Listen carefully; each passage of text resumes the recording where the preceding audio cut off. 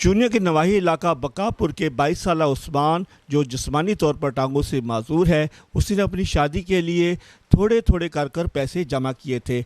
बदकिस्मती से ये माजूर नौजवान नौसरबाजों के हत्थे चढ़ गया। उस्मान नामी लड़के का रिश्ता शोरकोट की 19 साला लड़की साइमा से तय पाया था और लड़की वालों ने दूल्हे से जेवर और कपड़ों की मद में 3 लाख रुपए बटोर लिए थे। जब दूल्हा हमरा बारात वहां गया तो नौसरबाजों ने धोखे से 19 साला लड़की की बजाय 3 बच्चों की मां 40 साला खातून से निकाह कर रुखसत कर दिया। जब दूल्हे ने घर आकर दुल्हन का घूंघट उठाया तो 19 साला लड़की की बजाय 3 बच्चों की मां को देखकर हैरान और परेशान हो गया। इस कुड़ी ने मेरी मंगनी हुई है, मैं कल बारात गया वहाँ, उत्थे जाके मेरे तो निकाह पढ़ाया तो कहते हैं मैं घर आ तो दुल्हन वेखी माई निकली विचों ते 3 साल 3 बच्चे ने उनके कोल 3 लाख रुपया मैं दे चुका वहाँ ते मेरे इंसाफ मिल जाए, पैसे मेरे वापस हो जान।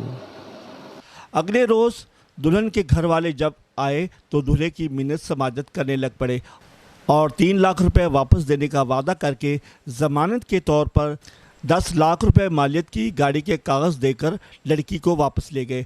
जब कागजात की तस्दीक करवाई तो पता चला कि ये कागजात जेली हैं।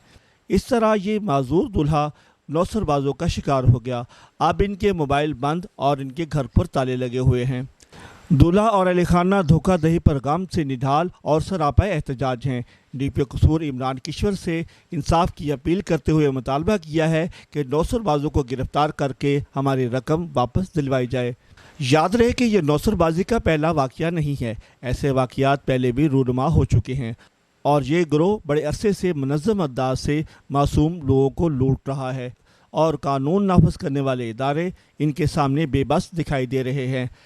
अवामी समाजी हलकों की जानिब से ये मुतालबा किया जा रहा है कि ऐसे धोखाधड़ी करने वाले अफराद को फौरी गिरफ्तार करके मासूम लोगों को लुटने से बचाया जाए। मुस्तफा कमाल, 49 न्यूज़, इलाहाबाद।